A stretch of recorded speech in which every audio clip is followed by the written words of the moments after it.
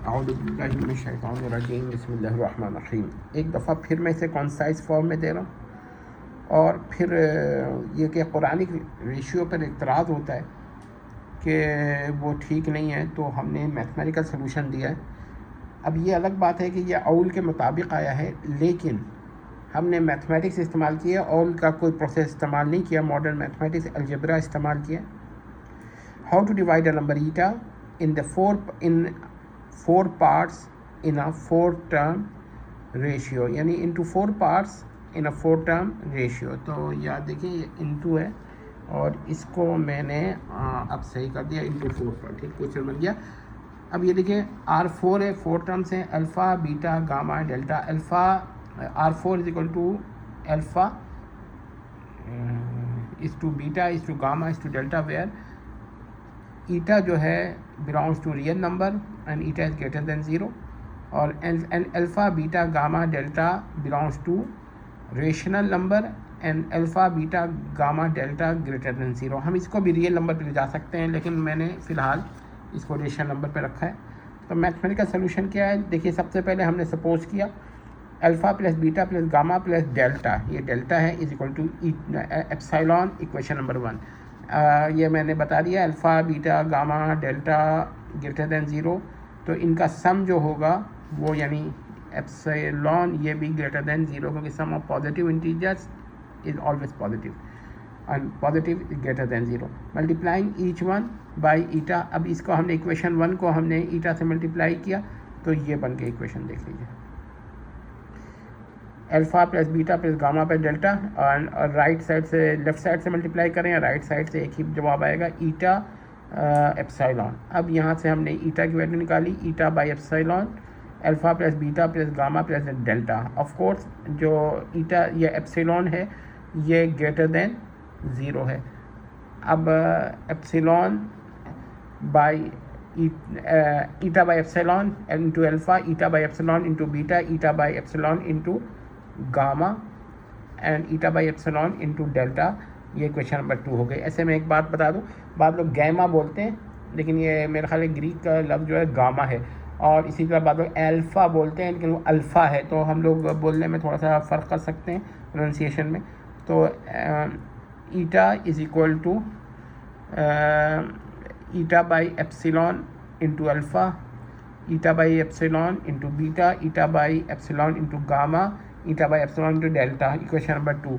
अब अगर हम ले लें रो 1 या P1, ये रो और P दोनों कैपिटल में एक ही तरह लिखे जाते हैं, हाँ स्मॉल में फ़र्क हो जाता है, तो रो 1 या P1, P is equal to eta by epsilon into alpha, capital rho 1 और कैपिटल P2 सॉरी क्या है, eta by epsilon into beta. इसी तरह ये P3 लेने चले, रो नहीं बोले, P3 is equal to eta by epsilon into gamma and P4 लेने eta by epsilon into delta. तो पुटिंग द वैल्यूज फ्रॉम ये इक्वेशन, हम equations 3A 3B 3C 3D, putting the values in the equation number 2 from the equations 3A 3B 3C 3D, तो we get another equation, eta is equal to P1 plus P2 plus P3 plus P4 P capital, और अगर आप चाहें तो इसको कह दें capital rho 1 plus capital रो 2 plus capital रो 3 plus capital रो 4, तो इसको आप इक्वेशन 4 कह सकते हैं।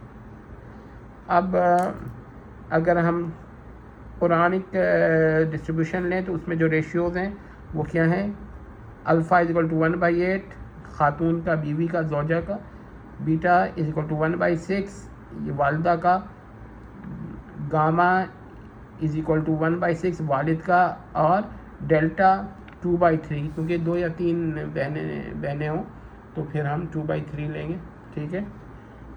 तो हमने सपोज किया 3-4 रहें तो 2/3।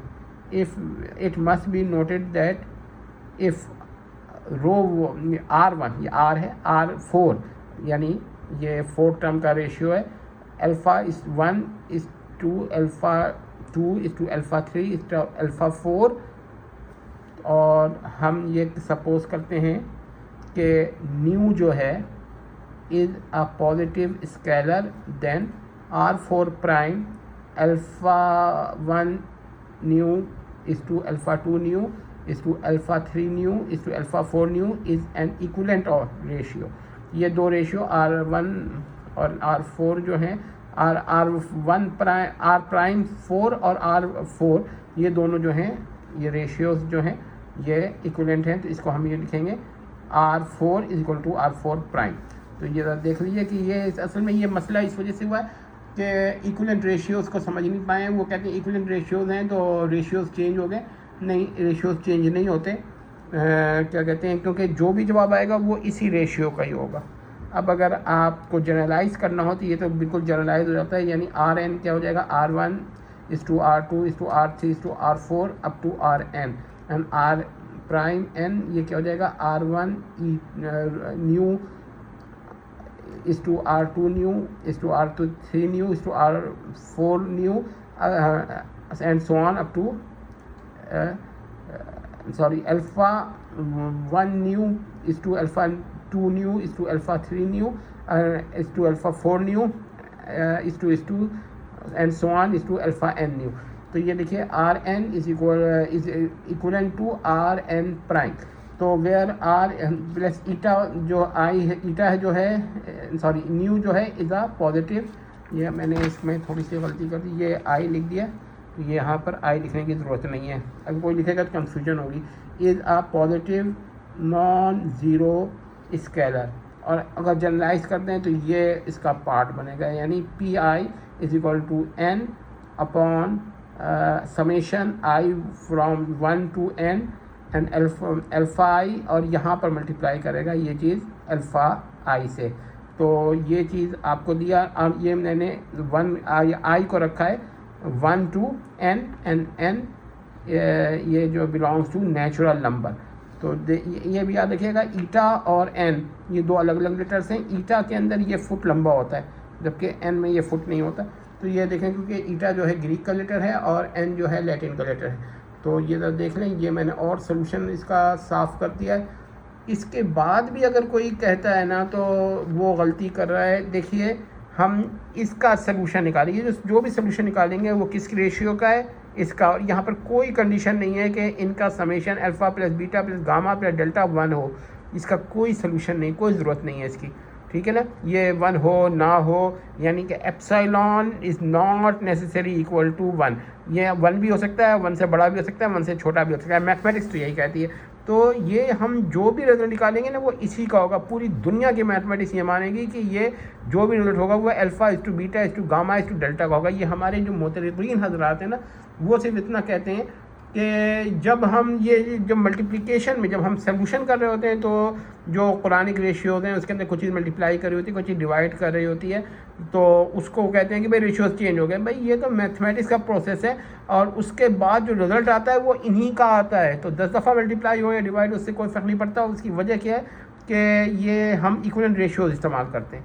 तो कुरानिक रेशियोज़ जो हैं वो इक्विवेलेंट रेशियोज़ अगर इस्तेमाल कर रहे हैं तो उससे मैथमेटिक्स में फ़र्क नहीं आता, रिज़ल्ट इसी का होता है। पहला मैंने एक वीडियो बना दी है, उसमें भी ये मसले को डिस्कस कर दिया है, इसमें भी डिस्कस कर दिया। उम्मीद करते हैं कि मसला समझ में आ गया होगा। वस्सलाम। तब मत